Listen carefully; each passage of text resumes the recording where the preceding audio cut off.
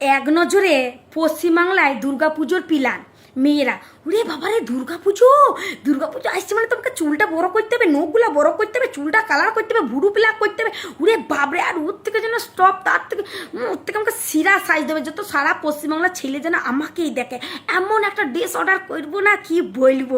আর এদিকে পাড়ার বউরা ওরে অষ্টমীতে এমন সাজবো যে প্যান্ডেলে মা দুর্গাকে ছেড়ে যেন সকলে আমাকেই দেখে। পাড়ার সেরা বউ বরটা যেন আমাকে সেই দিনকারই দিয়ে দেয়। এবারে সারা পাড়ার মানে যত বউ আছে সব থেকে যেন সেরা বউ নামে আমি ঘোষিত হই। আর ছেলেরা শ্বশুরবাড়ি থেকে একটা গেঞ্জি দিলে না দিলে উঠতে কোনো ব্যাপার নাই কো। মা বাবা একটা দয়া করে জামা দিবে, না দিলে না কোনো ব্যাপার নাই কো। কিন্তু ষষ্ঠী আর সপ্তমীতে জয় রাম বলে এক ডুম মেরে, আর এইদিকে অষ্টমী আর নবমীতে হুইস্কিতে সাঁতারটা কেটে, দশমীতে জয় বাংলা বলে ভাসানব্যাপী ডান্সটা করে লম্বা টানা ঘুম।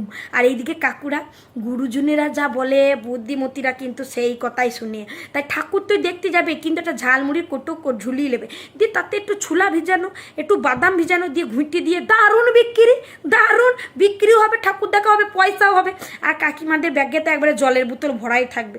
কিন্তু যদি আবার পশ্চিমবাংলায় কুইন্টাল জল যদি আবার ছেড়ে দেয় রে বাবা, তাইলে তো এবারে পশ্চিমবাংলাতে দুর্গাপুজো এবারে সত্যি নাশ হয়ে যাবে।